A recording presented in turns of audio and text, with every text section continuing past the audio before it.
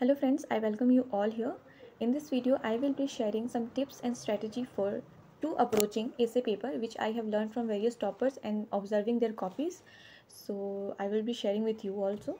In this video, we will discuss like this: what is essay paper all about, what UPSC wants from us through essay paper, and structuring of essay, introduction कैसे लिखते हैं, body कैसे लिखते हैं, and conclusion कैसे लिखते हैं. Then we will see a live example like एक एग्जाम्पल लेके फिर अंडरस्टैंड करेंगे इसको. फिर how to prepare which is the actual question of mister Pradeep, and things to avoid while writing the essay, and things to keep in mind. This things we will discuss. ठीक है, इस video में आपको कुछ ना कुछ ज़रूर सीखने को मिलेगा if you stay tune to the last. And if you don't wanna, then you can stop here and do something productive. And if you wanna continue, then it will be beneficial for you only. And if you are liking the video, then thanks to Mr. Pradeep who has asked me this too, how to prepare for essay, and for him I'm making this video and hope it will be helpful for all of you as well. So let's begin. So what is essay paper all about? It is a paper of 250 marks, and it is allotted, our timing is 3 hours, and where we have to write 2 essays, each 125 marks, which is around, hardly we have to write for one essay 1000 to 1200 of words each paper. And there comes 2 types of essay, that is a topical essay and philosophical essay. Topical essay is like GS based essay, means women empowerment, more women based, society से related, international relations, this kind of things which come, it's topical or GS based essay topics. And some philosophical issues पे भी आते हैं, जैसे कि कुछ course पूछ लेंगे and you have to write that. Okay, and the most important thing about essay paper is that it is the score. Wait, what I'm doing. The score range between 100 to 160, and it is the input to output ratio, IOR, is very high in essay paper. Like if you thoda sa give more time na, you can reap very good yield in essay paper. थोड़ा सा आप लोग ध्यान दोगे या हम ध्यान देंगे तो ज़्यादा से ज़्यादा स्कोर कर सकते हैं. Like 160 marks scoring in GS paper is a huge task, and it is not at all easy. 120 आ जाए बहुत होता है, बट ऐसे में 160 तक, इनफैक्ट 161 मैंने हाईएस्ट अभी तक देखा है, 161 विक्रम सर का. बाकी और भी आ सकते हैं, तो 161 आ सकता है. It's a very huge thing, और ये आप मतलब अटैम्प्ट को मेक इन ब्रेक कर सकता है, तो उसके लिए बहुत इंपॉर्टेंट हो जाता है ऐसे पेपर. ठीक है, अब देखना है कि यूपीएससी क्या चाहती है थ्रू ऐसे पेपर हमसे. तो it wants 3 things: clarity of thoughts हमारे में है या नहीं, और उस क्लैरिटी ऑफ थॉट्स को हम एक्सप्रेस कर पाते हैं या नहीं, कि सिंपल वर्ड्स में एक्सप्रेशन है या नहीं. And also to ability to take our stand, कि हम किसी टॉपिक पे एक साइड स्टैंड ले सकते हैं या नहीं. So many a times we have been told ना कि don't take stand, have a balance approach kind of things, but ऐसी बात नहीं होती है. We can take stand. हाँ, बस उसका दायरा क्या होना चाहिए कि कॉन्स्टिट्यूशनल फ्रेमवर्क में होना चाहिए, कि हम ऐसा नहीं बोल सकते कि इसको मार डालो. नहीं, we can say like this kind of solution we can give, but constitutional के फ्रेमवर्क में रहते हुए वी कैन टेक स्टैंड. हाँ, कि हाँ ये सही है या ये गलत है, ऐसे बोल सकते हैं, कोई इशू नहीं है. यही मैंने टॉपर्स की कॉपी से देखा है. बाकी ऐसे का और इम्पॉर्टेंस भी है, जो कि आपका फ्यूचर में ऑफिसर बन जाने के बाद आता है. दैट इज़ व्हाट, कि आपने देखा होगा DC एंड ADC वगैरह जो इश्यूज़ करते हैं ना, नोटिस जो इशू करते हैं, उसमें लिखना होता है. तो उसके लिए राइटिंग एबिलिटी होना इज़ अ मस्ट थिंग. उसके बाद बहुत सारे, जब आप किसी डिपार्टमेंट में जाओगे, किसी मिनिस्ट्री के अंडर काम करोगे, तो या फिर ऐसे भी डिस्ट्रिक्ट लेवल पे भी, you need to prepare many things like for reports, making reports and everything. So for this purpose also you need to have a good command over the essay writing और answer writing as well. ठीक है, समझ में आ रही बात? I hope अभी तक clear होंगे. फिर next comes the structuring of essay. जैसा कि कोई भी आंसर में होता है ना, इंट्रोडक्शन, बॉडी एंड कंक्लूजन, तो essay में भी वही है, intro, body and conclusion, but उसका अप्रोच बिल्कुल अलग है. जैसा कि हम GS आंसर लिखते हैं वैसे ऐसे नहीं लिख सकते. There are many things to do. Like GS answer के इंट्रोडक्शन के लिए हमारे पास कितना टाइम होता है? हार्डली टाइम की नहीं, वर्ड लिमिट कितने होते हैं? हार्डली 150 तो पूरे ओवरऑल क्वेश्चन के लिए ही होता है, तो हार्डली 30 to 50 मैक्स नहीं है, 30 वर्ड्स होते हैं इंट्रो के लिए. बट इसमें ऐसा केस नहीं है. तो इसके इंट्रो में क्या कर सकते हैं हम, कि ऐसे का इंट्रो कैसा होना चाहिए? सबसे पहला कि उसमें सरप्राइज एलिमेंट होना चाहिए. It should generate curiosity to the reader और द एग्जामिनर, कि उसको अच्छा लगना चाहिए, उनको अच्छा लगना चाहिए कि वो और पढ़े कि अच्छा क्या लिखा है इस कैंडिडेट ने. ऐसा कुछ कैची सा आपको कुछ ऐसा करना होगा कि उनको और मज़ा आए पढ़ने में, वैसा वाला कि चलो और पढ़ते हैं आगे, क्योंकि अगर एग्जामिनर को मज़ा आएगा तो उनको मार्क्स देने में भी मज़ा आएगा और एट लास्ट हमें भी मज़ा आएगा. तो for this you can use this kind of tools and this is not a limited, आप और भी एक्स्ट्रा भी हो सकता है, but this is something basics which every toppers is following. ठीक है, क्या है कि स्टोरी आप फ्रेम कर सकते हो, इट मे बी फ्रिक्शनल और द रियल लाइफ स्टोरी से स्टार्ट कर सकते हैं. लाइक विमेन एम्पावरमेंट पे आया है तो किसी एक लीडर की स्टोरी से स्टार्ट कर दो, या फिर नॉर्मल हाउसवाइफ की स्टोरी, जो हमारी मम्मी होते हैं ना, माएँ होती हैं, उनकी स्टोरी से स्टार्ट कर दो, क्या फ़र्क पड़ता है, बस रिलेवेंट टू द टॉपिक होना चाहिए. फिर एनेक्डोट भी वही है, real life story of some particular person और फेमस पर्सन मेजरली. फिर या फिर आप फैक्ट्स एंड डेटाज जो कि ऑथेंटिक डेटाज हैं उनको भी कोट करके आप इंट्रो स्टार्ट कर सकते हो. नेक्स्ट, क्वेश्चंस पूछ के भी स्टार्ट होते हैं. लाइक अगर फिलोसॉफिकल पे आया ना तो आप इसको क्वेश्चन पूछ के कर सकते हो कि अगर बाई चांस बोलते हैं ना simplicity is the ultimate sophistication, तो एक्चुअली क्या है कि what is simplicity, why it is called ultimate sophistication, why simplicity and sophistication is two different things. तो ऐसे ऐसे क्वेश्चन करके आप कुछ पूछ सकते हो, मतलब आगे बढ़ सकते हो इनसे. ठीक है, क्वेश्चन पूछोगे तो क्यूरियस हो जाएगा एग्जामिनर भी. ठीक है, अच्छा लगेगा. और उसके बाद है कि आप कोट्स के साथ स्टार्ट कर सकते हो. ये तो मैंने बहुत सारे ऐसे इसमें देखे हैं टॉपर्स की कॉपीज़ में. तो this is what. And the last and the least मैं बोलूँगी कि इसको आप ना ही यूज़ करो ना तो अच्छा होगा. इट्स लाइक डेफिनेशन वाला पॉइंट. इट्स नॉट, सॉरी मैंने गलत स्पेलिंग लिखा. डेफिनेशन नहीं होगा, इनिशन होगा, आई होगा. ठीक है, तो आप इसको ना ही करो क्योंकि जीएस वाला अप्रोच वाला फील देगा, इसलिए अवॉइड दिस. लेकिन हाँ, अगर कुछ भी नहीं पता है कि बाई चांस कुछ ऐसा एब्जर्व टॉपिक आ गया जिसमें आपको कुछ समझ में नहीं आ रहा, तो जस्ट स्टार्ट विद डेफिनेशन. अब आप आधा घंटा 1 घंटा तो इसमें नहीं स्टोरी नहीं बना सकते ना, वहाँ पे फ्रेम कर सकते, इसलिए. ठीक है, बॉडी के लिए क्या हो सकता है, बहुत कुछ है. बॉडी में आप बहुत सारी चीज़ें डाल सकते हो, लेकिन उसका जो जनरल फ्रेमवर्क होता है वो इस टाइप की चीज़ों को आप you can use is that temporal basis पे you can say like past में क्या था, प्रेजेंट में क्या है, फ्यूचर उसका आप बताओ, तो वो टेम्पोरल बेसिस हो जाएगा. जिस फॉर एग्जांपल विमेन का ही टॉपिक ले लो, तो विमेन का स्टेटस पास्ट में क्या था, और अब आप यहाँ पे ना पास्ट को भी you can divide in 3 parts like ancient, medieval and modern. ठीक है, कि एंशिएंट हिस्ट्री में विमेन का स्टेटस क्या था, मिडीवियल में क्या हुआ, मॉडर्न में क्या है. एंशिएंट में यू कैन योगिनी से लेके देवी से लेके everything you can right here. उसके बाद से वैदिक पीरियड में, ऋग्वैदिक पीरियड में कैसा कैसा था, फिर मिडीवियल में कैसा आया, विजयनगर में क्या था, चोला एडमिनिस्ट्रेशन में कैसा था, प्लस मुगल्स, दिल्ली सल्तनत वगैरह में कैसा था, मॉडर्न में हमारे फ्रीडम स्ट्रगल में वुमेन ने कैसे पार्टिसिपेट किया, काइंड ऑफ थिंग्स आप आराम से बोल सकते हैं. फिर सोशल रिफॉर्म्स हुए हमारे राजा राम मोहन रॉय एंड विद्यानंद सरस्वती द्वारा, वो वगैरह यू कैन यूज़ एवरीथिंग. सी आप यहाँ पे अपना जीएस नॉलेज ही यूज़ कर रहे हो, एक्स्ट्रा पढ़ नहीं रहे हो. ये अपने माइंड में हमेशा ये बात रखनी है. ठीक है, and the next thing is that फिर आप सेक्टोरल बेसिस को यूज़ कर सकते हैं कि पर्सनल लेवल पे क्या है, प्रोफेशनल लेवल पे क्या है, स्पिरिचुअल रिलीजियस लेवल, स्पोर्ट्स पे, बिजनेस में, मीडिया में वगैरह वगैरह, डिफरेंट थिंग्स इज़ देयर. आपको जहाँ तक कैपेसिटी जा रही है माइंड की थिंकिंग की, वहाँ तक आप you can use it. Again then comes different walks of life, जैसे इंडिविजुअल लेवल पे भी हो सकता है, family, society, country, continent and world level पे जा सकते हैं. Different sections again comes. Men के लिए क्या है, वो क्या मायने रखता है, कोई भी टॉपिक अगर है तो. विमेन के लिए children, youth, elderly people, person with disability and now LGBTQA+ community के लिए को भी माइंड में रखते हुए you should frame answers. This is what I am telling myself and keep telling myself कि हाँ you have to focus on this. So and this formula is the best one, that PESTLE dash. Mainly you will see PESTLE, but मैंने dash भी लगाया है इसमें. Pastel से क्या है, जब भी कुछ भी समझ में नहीं आ रहा है आपको कि ये टॉपिक क्या होने वाला है, कैसे करना है, तो आप इसको ये फार्मूला यूज़ करना कि वो टॉपिक का पॉलिटिकल एस्पेक्ट क्या हो सकता है, फिर ई फॉर इकोनॉमिक एस्पेक्ट क्या हो सकता है, S for social aspect, T for technological aspect, E for environment और एजुकेशन भी हो सकता है. ठीक है, फिर एल फॉर लीगल एस्पेक्ट क्या हो सकता है. This kind of things you should keep thinking on that.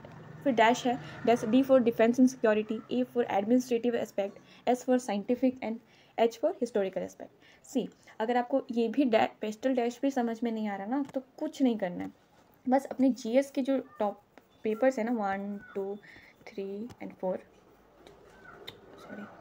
Paper है ना, उसके जो टॉपिक्स है, सब टॉपिक्स उसको याद करना है. लाइक GS1 में क्या है, ज्योग्राफी, सोसाइटी है ना, हिस्ट्री, इन सबको, आर्ट एंड कल्चर वगैरह वगैरह, इनको यूज़ करना है. फिर यहाँ पे आया polity, IR, governance, economic, science, environment, ये सारे तो हमें पढ़ना ही होता है ना, एवरीथिंग. और फिर या फिर फिलोसॉफी और एथिक्स में क्या उसका इंपॉर्टेंस है. You can choose everything and you can dwell upon various sectors सिर्फ अपने ही सब्जेक्ट्स जो कि हम डेली पढ़ते हैं उससे ही रिलेट करके आप लिख सकते हो. No need to go for extra studies.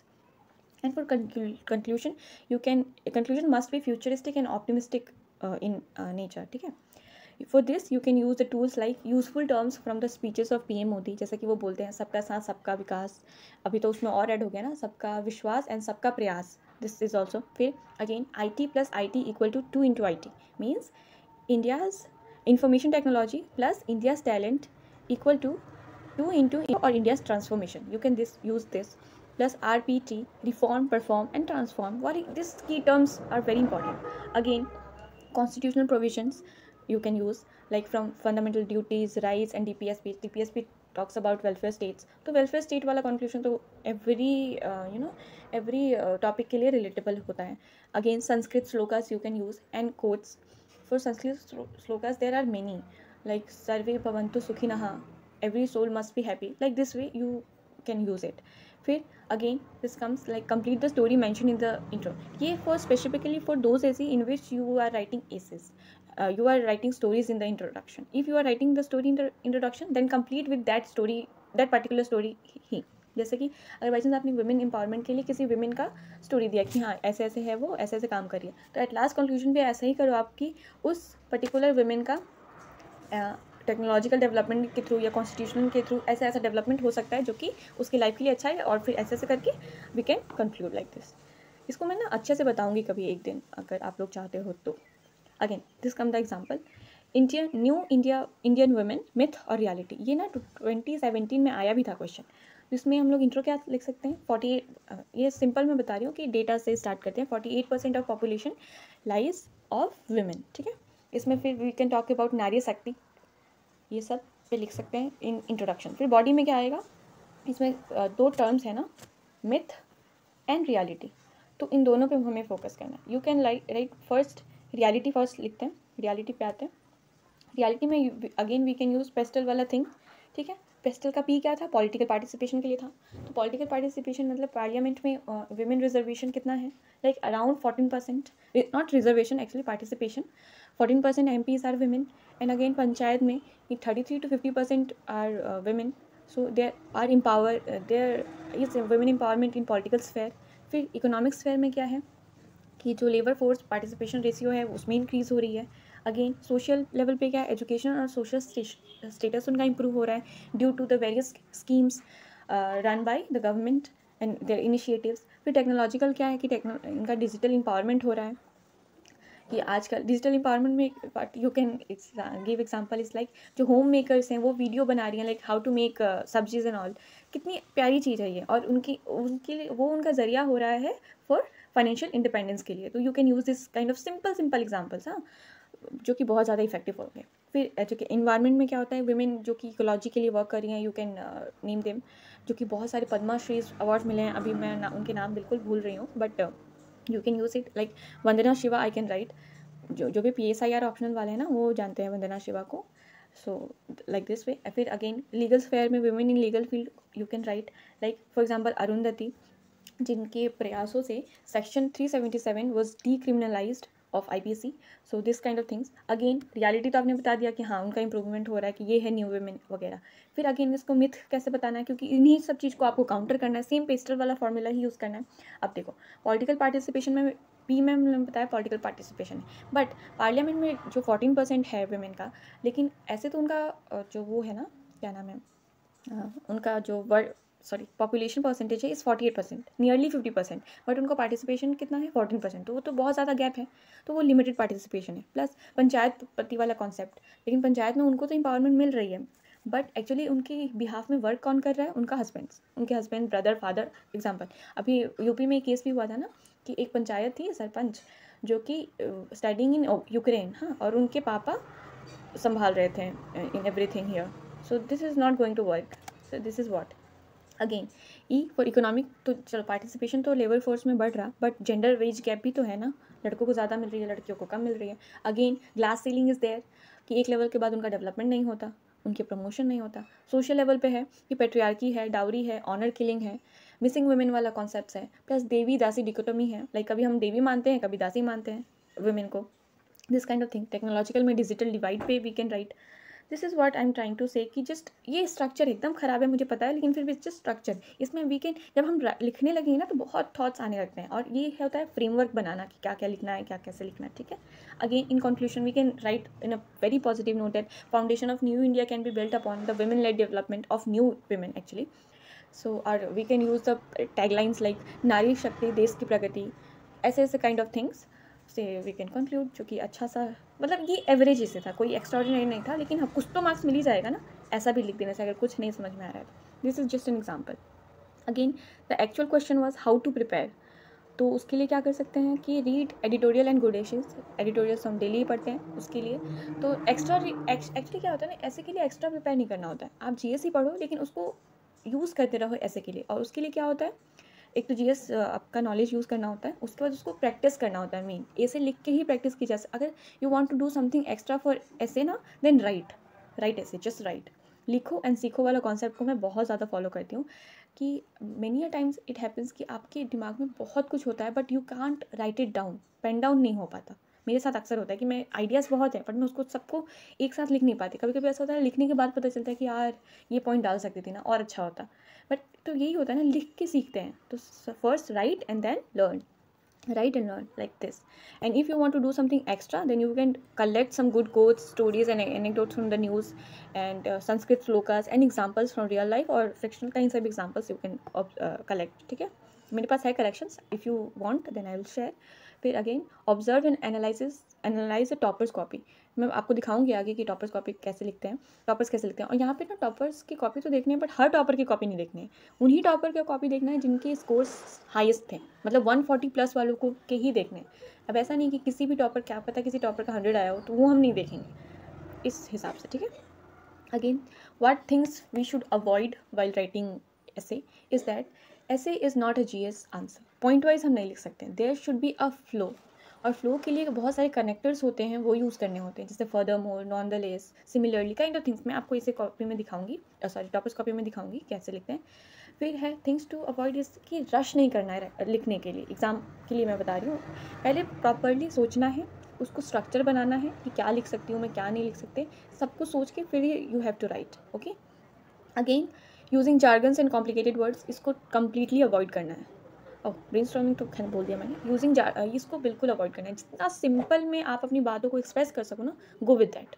Because examiner is also want a simple person, generalist person who can express their clarity of thoughts with simple words. ठीक है. जैसे हाइपोथेसिस लिखने अगर किसी को नहीं पता तो जस्ट गो विथ एजम्पशन ना, एजम्पशन यूज़ कर लो, एग्जाम्पल यूज़ कर लो, गेस यूज़ कर लो. ऐसे ईजी रखो, easy thing, make things easy, don't go for complications and all. ठीक है. अब थिंग्स क्या माइंड में रखनी है while writing the answer for essay is that choose the topic only you clearly understand. अब ऐसा टॉपिक, कभी कभी ऐसा होता है ना कि अरे ये तो बहुत टफ लग रहा है, कोई नहीं लिखेगा, चलो इसको लिखते हैं. ऐसा नहीं करना है. दिस इज़ अ बेवकूफ़ी thing. just only write or only choose those topic or that topic which you understand each word clearly. ठीक है. और give importance to each and every word mentioned. For example, ये एक topic है 21 में आया था, philosophy of wantlessness is utopia while materialism is a chimera. Like see, अगर आपको यूटोपिया और कैमरा का मीनिंग ही नहीं पता तो फिर ये टॉपिक चूज़ करके क्या ही फ़ायदा. आप तो जस्टिस नहीं कर पाओगे इस टॉपिक के साथ ना. यूटोपिया इज़ लाइक आइडिया, हाँ आइडियलिज्म थिंग कि जो कि प्रैक्टिकली पॉसिबल नहीं है. और कैमरा इज़ लाइक माया, मोह माया. तो this is also thing. Again, write the essay as a generalist, not as academicians. Follow the principle of CSL formula, like clear, simple and logical arguments. Just focus on this. Civil service are the examination of generalist, everyone know. So focus on just being simple and clear. ठीक है. Next is tone of the essay should be optimistic, and optimistic in the sense कि आपका पता चलना चाहिए कि आप अच्छे इंसान, नेगेटिव वाली वाइब नहीं आनी चाहिए from your essay. That's why focus on constructive criticism. Constructive criticism क्या होती है? एक होता है क्रिटिसाइज़ करना, एक होता है कंस्ट्रक्टिवली क्रिटिसाइज़ करना. फॉर एग्जांपल अगर मैं अपना ही एग्जांपल लूँ, तो अगर कोई मुझे बोले या आप लोग मुझे बोलो कि दी आप वीडियो मत बनाओ, ये होता है क्रिटिसिज्म, क्योंकि आप अच्छा नहीं वीडियो बनाते हैं, हमारे लिए हेल्पफुल नहीं होता तो मत बनाओ. ठीक है, ये हो गया क्रिटिसिज्म। अगेन कंस्ट्रक्टिव क्रिटिसिज्म ये होगा कि दी आप ऐसे वीडियो मत बनाओ, आप ये इम्प्रूवमेंट के साथ वीडियो बनाओ जो कि बहुत अच्छा होगा, हमें हमारी हेल्प हो जाएगी। This is what constructive criticism. Second वाले में ना पॉजिटिव वाइब है कि आप मुझे रोक नहीं रहे हो, आप मुझे और मुझे बता रहे हो कि इंप्रूवमेंट क्या हो सकती है, ठीक है। और फर्स्ट वाले में है कि जस्ट क्रिटिसाइजिंग कि ख़त्म करो। आप भी क्या चाहते हो, आपको कोई क्रिटिसाइज़ करे या बताए कि हाँ आपको ये इम्प्रूवमेंट करना चाहिए। ओबियसली सेकंड वाला कि इम्प्रूव करें, यही चाहते हैं हम सब। सो कंस्ट्रक्टिव क्रिटिसिज्म ऐसे में भी या फिर कोई भी आंसर में होना चाहिए, डायरेक्ट क्रिटिसिज्म नहीं होना चाहिए। नेक्स्ट इज़ लाइक, तो इसको ऐसे में कैसे लिख सकते हैं कि अगर आपने बताया तो प्रॉब्लम क्या क्या है, उसके बाद आप सॉल्यूशन भी दे रहे हो कि हाँ इस प्रॉब्लम्स को ऐसे ऐसे सॉल्व किया जा सकता है, कॉन्स्टिट्यूशन की हेल्प लेके, लीगल प्रोविजंस की हेल्प लेके ऐसे ऐसे करके सॉल्व कर सकते हैं। This way you should write. Point 5, arguments as the backbone of essay. Arguments के थ्रू ही एसे को हम वो करते हैं, कोई भी बात रखते हैं और उन बातों को कैसे उसमें बोलते हैं ना वेटेज कैसे दे सकते हैं। We can do that by substantiating it with examples. Now examples कहाँ से you can collect is examples from real life example, or you can quote a data fact, authentic data जो गवर्नमेंट डेटास होते हैं वो, या फिर जो experts के ओपिनियंस होते हैं वो। You can also quote an authentic reports by NITI Aayog. बहुत सारे लोग, या आरबीआई कोई रिपोर्ट डाल रही है, या फिर इंटरनेशनल ऑर्गेनाइजेशन जो कि फेमस वंस हैं, वो अगर कोई रिपोर्ट, ऑक्सफैम रिपोर्ट इनइक्वालिटी पे जो आती है ना, वो तो हर ही कोई कोट करता है, तो you can do that. Plus constitutional provisions you can coat. ये सब ऑथेंटिक चीज़ें हैं, आप कोई इसको डिनाई नहीं कर सकता, इसलिए you can definitely quote. Again sixth point and the last point is that multi dimensionality is non negotiable. मतलब कोई भी ऐसे जब भी लिखो आप कोशिश करो कि जितने डायमेंशंस हो सके उतने कवर हों। जितने डायमेंशंस कवर होंगे ना उतनी आपके बताएगी कि थिंकिंग कैपेसिटी कितनी है, कि आप लिमिटेड नहीं सोचते हो, आप एक ब्रॉड माइंडेड पर्सन हो। That applies, that examiner comes to know through your answer, ठीक है। और ऐसे तो पेस्टल डेस्ट formula you can use. So guys this is what I wanted to tell you. Thank you Pradeep sir कि मैंने उनके लिए वीडियो बनाया और खुद की भी प्रैक्टिस हो गई बहुत ज़्यादा। Hope you like the video and thanks for watching.